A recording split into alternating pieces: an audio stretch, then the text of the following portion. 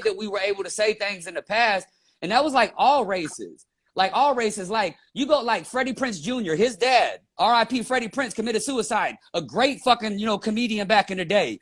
The white comedians, the Lenny Bruces, the fucking Rodney Dangerfields, the George Carlins, like all three of these people's dead. Like we could go, I like it. Goosebumps talking about it. Like I love comedy. We could go down the list. You guys, both of y'all 100% right, hit it on the head. The communication barrier line, however we want to talk about it, it exists. But in the realm that it exists, it's all personal. Right. It only matters and benefits that person. Like, I don't know if y'all watch Saturday Night Live. I don't watch Saturday Night Live a lot.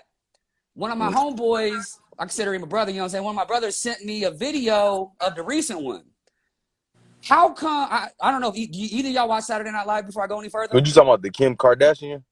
Not that. So, when they have that little news skit, like where they do like the news thing and they read the news and they got the brother on there reading the news and then the white dude that's married to Scarlett Johansson.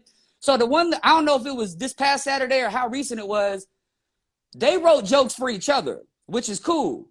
But I wonder if these jokes were approved for the reasons they were approved. The white guy is bashing the black guy's bashing the white guy. But there's no gay, trans, or anti-Semitic white people being beat. I'm confused as fuck. Like, how come Jews and gays and trans is off limits, but a Catholic white guy, a straight white guy, and the whole black and Hispanic community and the Asian community ain't?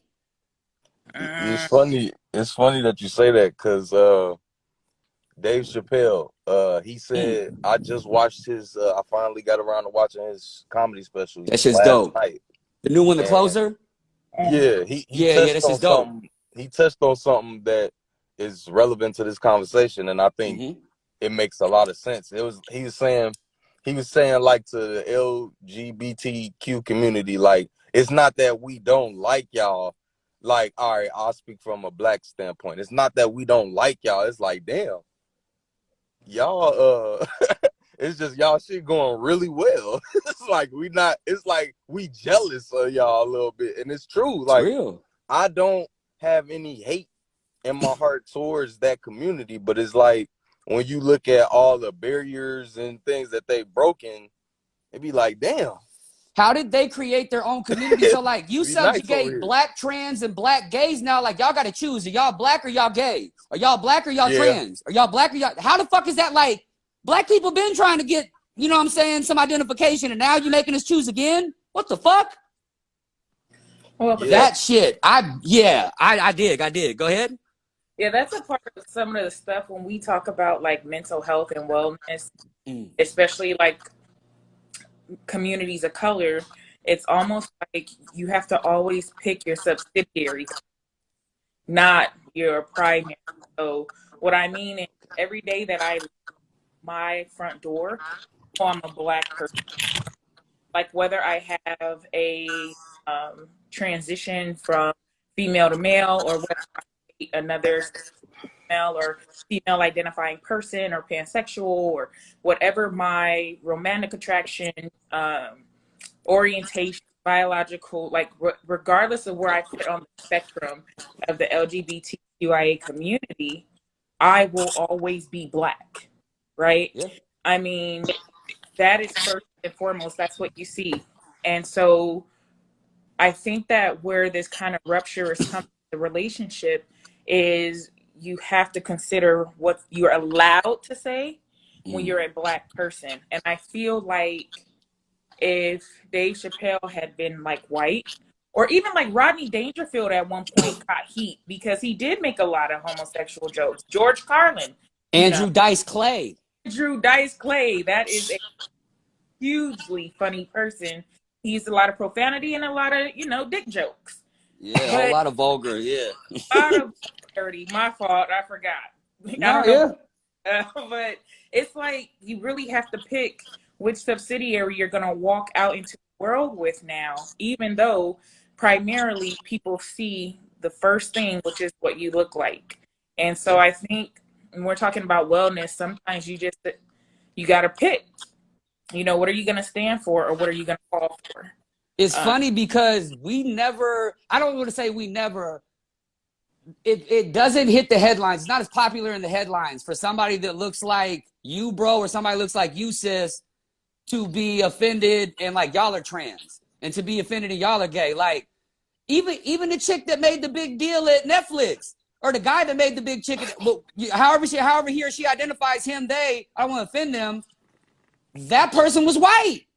It wasn't like it was a brother or a sister, some Asian, some Indian cat. It's a white person. It's they were made an example out of. 100%. Dave Chappelle even made like literally like this is not about anybody but white America. Like that's why I'm gonna tell. Like y'all are proving my point doing the shit that y'all are doing, and I could not agree more. When he brought up the thing about Sojourner, and you talk like she's in there like, what do you mean? I'm a woman just like y'all. Yeah, but you're not supposed to talk. What the fuck you mean I'm not supposed to talk? The fuck like that's what I like. And what they do to try to make women happy. They put the Native American chick on the $Golden Dollar. Mm-hmm. I forget her name, but that was something that came along like in the 50s and 60s. Sacagawea? Yeah, Sacagawea. Yeah. What's that? Yeah.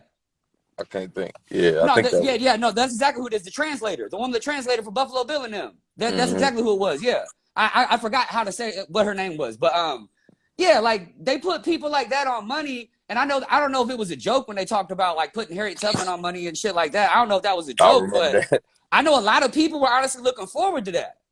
Like on as fucked up as it is. Yeah, we're part of history just as much as the faces that you currently see. 100%. 100%. Yeah, 100%. The a lot of the music. A lot of the music that I know you make, Jeff, you know what I'm saying? I know you rap in the conscious space, which I appreciate a lot, you know what I'm saying?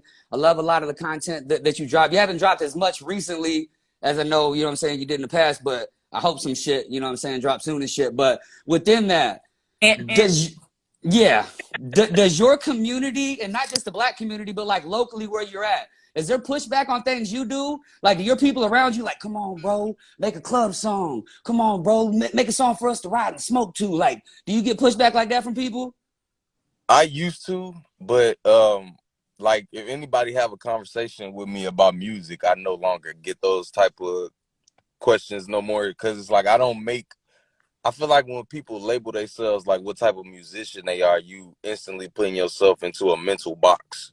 Okay. And like I feel like that's not the type of artist I want to be. Like I want to be able to make, like when I think about music that lasts, music that is timeless, it's the music that make you feel. You know what I'm saying? Like regardless of what it is, you know, you could be, you know, thinking about a good time during that period, or you know, whatever you thinking about, it's invoking some type of feeling.